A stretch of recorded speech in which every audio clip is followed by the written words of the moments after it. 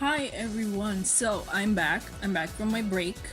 It was actually longer than I planned initially, like it was gonna be shorter, but I decided to extend it because of reasons. And while I was on my break,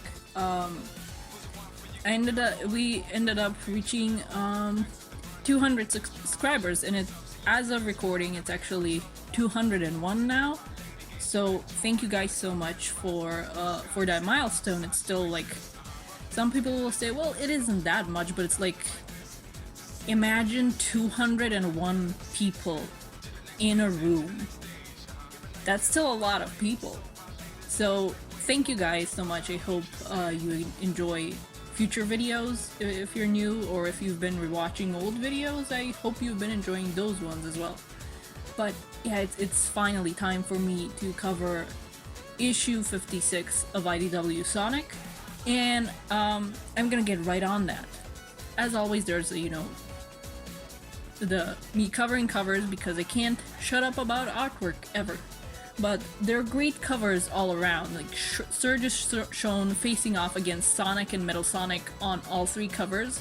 Though my favorite of the three is the retail incentive one. It's like split up between Metal Sonic's, and Surge's faces, basically showing the two copies that two different doctors made of Sonic on either side of him.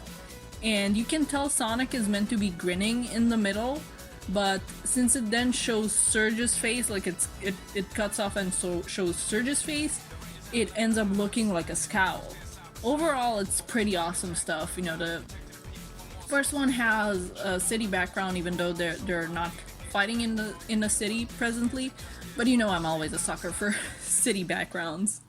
Getting on to the story, we start off with the fight that got started at the very end of last issue, which was last year. Wow.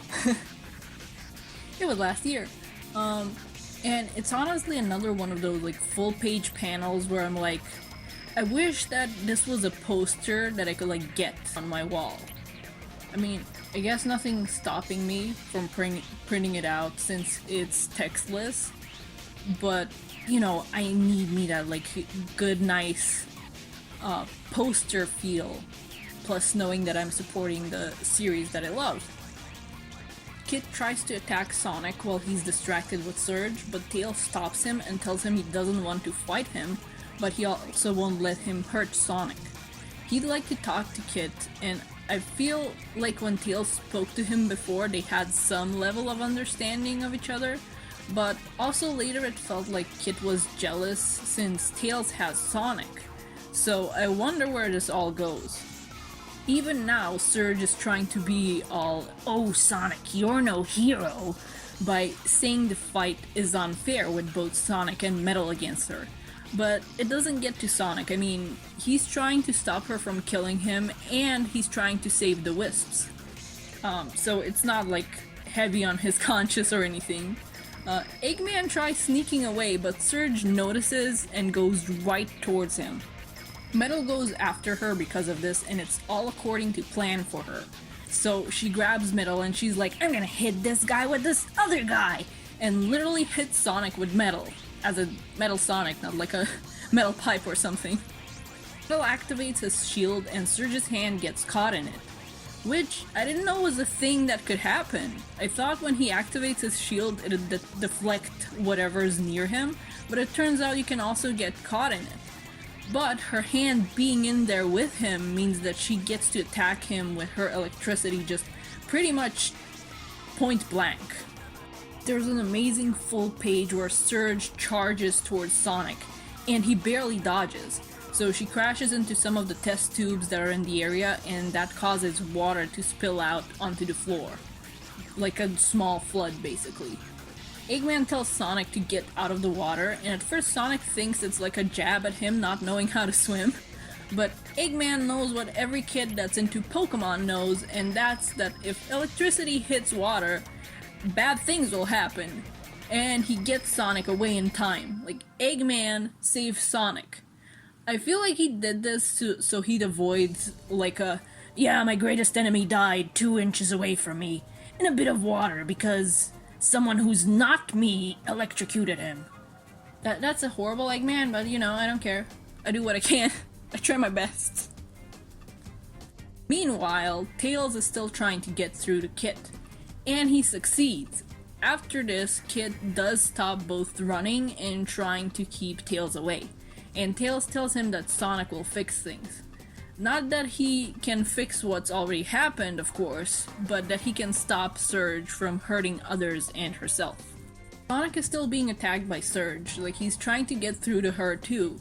He says that he's read Starline's notes, that he knows about the horrible things that made Surge and Kit who they are, literally, and he also says that most of his friends have tried to beat him up before, and says, I quote, "Today's knuckle sandwiches are tomorrow's brofists," which is so doofy, but I love it.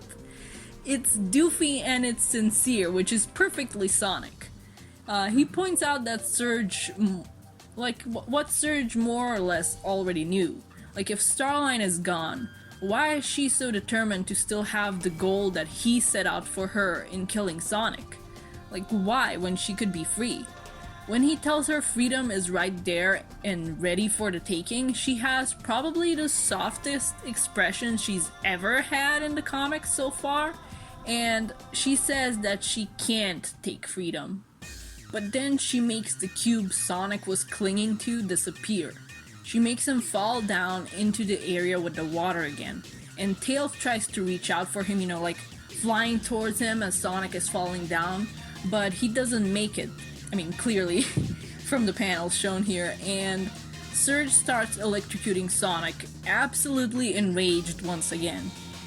She explains exactly why she thinks Sonic doesn't get her and why he'll never understand what her life is like. She's going all out, overloading the dynamo cage and electrocuting Sonic the whole time, just the entire time that she's having her, you know, monologue and explanation here.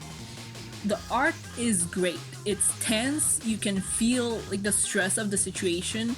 There's this texture used for her in the dynamo cage that's like multicolored and staticky. It makes me feel like if I touched the art, my arm would start feeling numb and prickly, like it's falling asleep, which is great. The dynamo cage breaks and Surge falls. And Sonic, for a few seconds, Sonic's dead. Like, he has this expression here, like that's wide-eyed and like his mouth is agape, and then the next panel he's suddenly sitting up and gasping. And I'm fairly sure that Ian Flynn more or less confirmed on the Bumblecast that in this moment, Sonic's dead. It's a momentary death, but it still happens. All the Wisps are free now and they're around Sonic, and I love all their little interactions with him. Like, they're concerned, and some of them are being affectionate, and like, but still like with worried expressions, and I love that basically every Wisp is friends with Sonic. And this group in particular was probably extra scared to see him in that state, because all of them, save for Whisper's Wisp, have lost their Mobian friends before. Mobian, of course, used as a, like, I don't know what other name to use for them. So yeah, I'm gonna use Mobian. Mimic's not dead, but his Wisp might as well have lost him too, because it lost a friend when Mimic betrayed everybody. And Tails is freaked out too, like he didn't get to Sonic on time and then watched all that happen, knowing he couldn't do a thing because he'd just get electrocuted too, and that wouldn't help anybody. Eggman though. Eggman is just happy Surge was beaten because he still wants to kidnap her and get the dynamo cage too. So he sends Metal out after like fixing him on the side. Metal Sonic charges towards Sonic, who is holding Surge. But then Kit like yoinks him away, and then he wraps water around everybody to hold them in place and take Surge to him. He goes on to say that Starline, Eggman, and Sonic are all the same. That they don't need him or Surge, but that they want them. Because they want to like use them and to change them and prove that their way is the right way. So he's leaving along with Surge, who he says needs him. Like, not wants him, but needs him.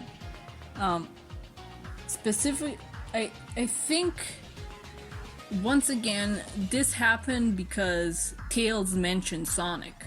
Specifically that he said Sonic will fix things. And Kit strikes me as the type of person where you have to be very careful what you say and how you say it because of what he has been through. So when Tails said Sonic will fix things, I think Kit took it as meaning that Sonic will fix who they are, and not as in Sonic will fix the current situation where people, including Surge, are getting hurt. He leaves, crushing things around using the water from all those water tubes. He wants to bury his and Surge's past and everyone that's in the base along with it. And as he voices this desire, he smiles.